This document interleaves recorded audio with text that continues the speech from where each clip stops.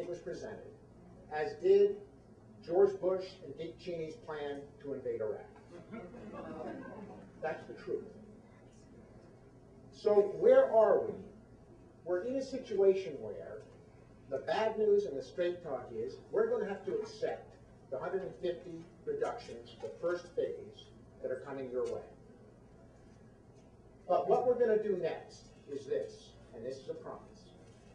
We are going to work together with the VSEA and with the other leadership to ensure that we comb the $123 million worth of outside contracts that are being currently contracted with the state and see what we're getting for our buck, and where in those numbers we can find some logical reductions that don't try to find a backdoor way to privatize Vermont's workforce.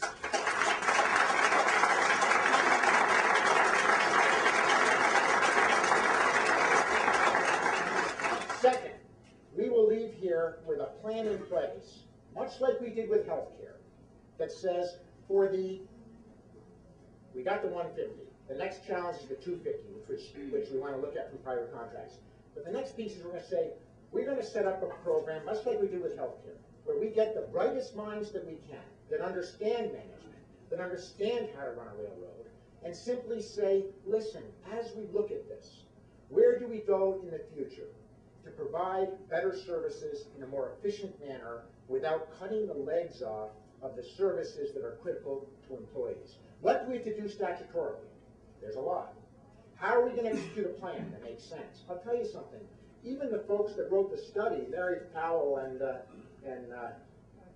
David Radberry, said very clearly, you can't implement cuts like this without a management plan. Now, I run a business. I understand that. Bill Karras has run a pretty big rail company down in Rutland. He understands that. The problem we have is that, this governor's been in public life since he graduated from Middlebury, and he's older than I am.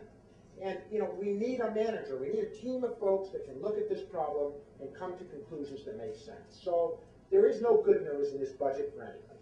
What I do promise you is that we will not approach the reduction in state government like Bush and Cheney approached the invasion of Iraq.